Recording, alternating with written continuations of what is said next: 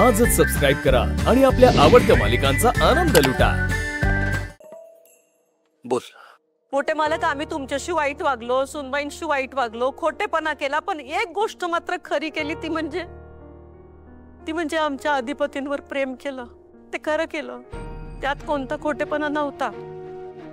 तुझा अधिपतीवर खरंच इतकं प्रेम आहे, इतकी माया करतेस तू त्याच्यावर, माझ्यावरचा राग काढण्यासाठी त्याला अडाणी का ठेवलंस? नाही नाही मोठे मालक, तुमच्यावरचा राग काढण्यासाठी नाही। अहो, मला खरंच असं वाटायचं की जगात वावरायला फक्त डोसकं लागतंय, शिक्षण नाही। आता बघा की आम्ही अडाणी आहोत, हा, पण आम्हाला डोसकं आहे, आमचं काही वाईट झालंय काय? आमची ही धारणा होती आणि तीच आम्ही आमच्या मुलामध्ये रुजवली। अधिपती लहान असताना आम्ही त्यासनी हेच सांगायचो, शिक्षण महत्वाचं नाही, आयुष्यात शिक्षण नाही, अक्कल महत्वाची। आम्ही मान्य करतो की आम्ही असं सांगायला नग होतं, तसं सांगणं चुकीचं होतं, पण खरं सांगतोय, हे असं त्यांना सांगण्यामागं आमचा काही वाईट हेतू नव्हता,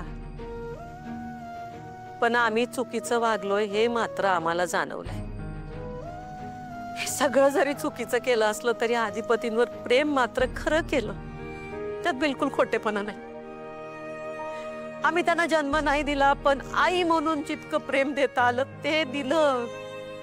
आई म्हणून तुम्हाला आमची परीक्षा घ्यायची असेल तर घ्या, सगळ्या परीक्षा द्यायला तयार होत आम्ही।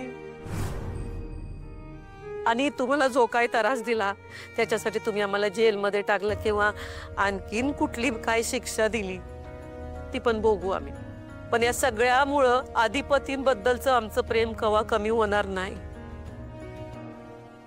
नाही, अधिपतीवर तुझं खरंच इतकं प्रेम आहे म्हणतेस, असं असताना मग त्याच्या बायकोला, या पोरीला एवढा त्रास का दिला असतो? आम्ही सुनबाईंना जो काही त्रास दिला का नाही तो पण अधिपतींच्या प्रेमापोटीच। आम्ही खरं सांगतो, आम्हाला वाटत होतं की सुनबाई अधिपतींसाठी योग्य नाही। आम्हाला असं वाटायचं की ही पोरगी लई अतिशहाणी आहे, शिकलेली आहे, एवढी शिकलेली मुलगी लग्न करून घरात आली तर त्यांच्या डोसक्यावर आमच्या डोसक्यावर मिरं वाटल, म्हणून आम्हाला त्यांना होते आम्हाला सुनबाई म्हणून। एवढी शिकलेली मुलगी आमच्या अडाणी पोराबरोबर संसार कसा काय करणार, तो प्रश्न पडायचा की आम्हाला। आमच्या दृष्टीनं आम्हाला वेगळीच मुलगी अपेक्षित होती, आमच्या मुलापुढं आमच्या पुढं दबून राहणारी सून पाहिजे होती आम्हाला, पण सुनबाई तशा नाहीत, म्हणून आम्हाला त्या सुनबाई म्हणून नग होत्या।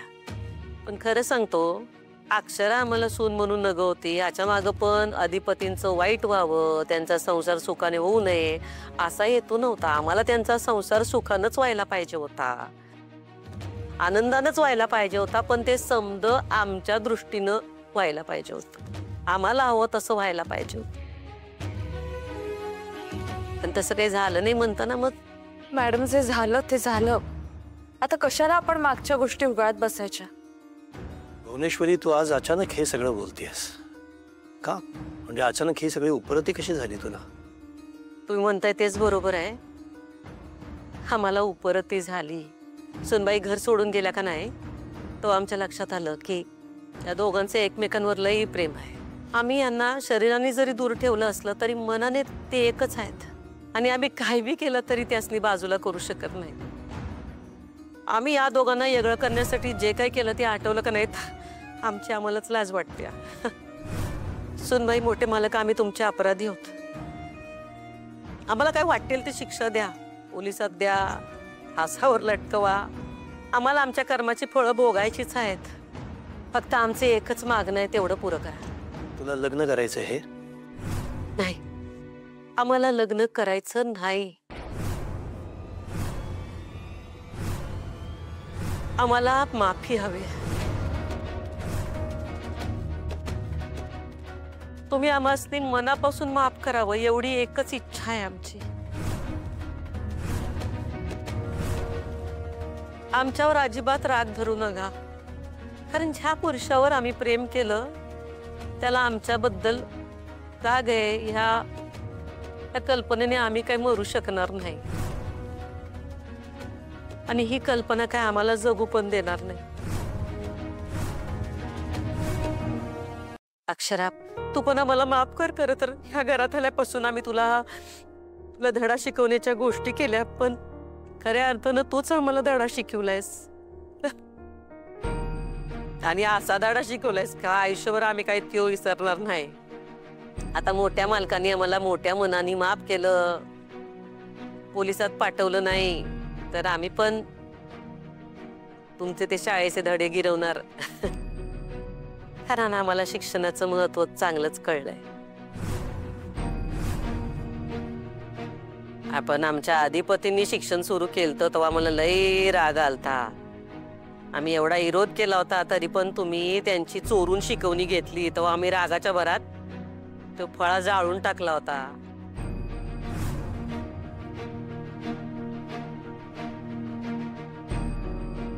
पण वया पुस्तकं फळा जाळणं ही आमच्याकडनं झालेली मोठी चूक होती, कळतंय आम्हाला. आणि आम्ही एवढा विरोध केला तरी पण तुम्ही आधीपतींचं शिक्षण मात्र चालूच ठेवलं. हा, आम्हाला वेगळाच धडा शिकवलात तुम्ही सुनबाई. पण अगदी मनापासून विनंती करतो आम्ही, तुमच्या शाळेतले धडे शिकवा आम्हाला. आम्हाला पण पाटी पेन्सिल आता घ्यायचे हातात. ते म्हणतात ना, शिकायला काही वय नसतं, तसं या वयात आम्ही तुमच्याकडनं शिकायला तयार होतो. हा, आम्ही जे काय बोलतोय ऐकून तुमच्या मनात केवढे प्रश्न पडलेत ते तुमच्या चेहऱ्यावर दिसतात आम्हाला. पण खरं सांगतो, अंबाबाईची शपथ घेऊन सांगतोय, आम्ही जे काय बोलतोय ते खरं बोलतोय, मनापासून बोलतोय. कदाचित हे समजा ऐकल्यावर तुम्ही आम्हाला या घरात राहू पण देणार नाही याची आम्हाला कल्पना आहे, पण आम्ही नाहीच राहणार या घरात.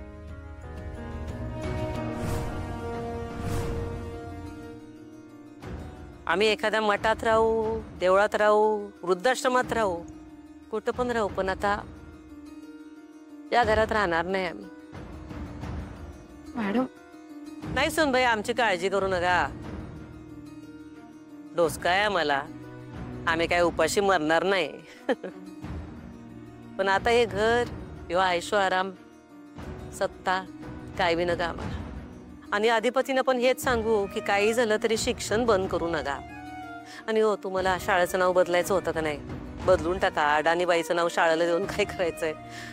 हा, पण आम्ही आता शिकणार, यापुढं नक्की शिकणार. आणि तुम्ही पण तुमच्या लेकरा बाळांना शिकवा, मोठं करा.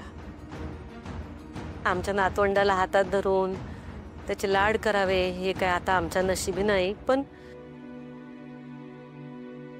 आमची एकच इच्छा आहे, त्याचा जन्म झाल्यानंतर एकदा त्याला आमच्या हातात घेऊ द्या, आम्हाला त्याचे लाड करू द्या. तेवढी आमची एक इच्छा पूर्ण करा सुनबाई. कराल ना?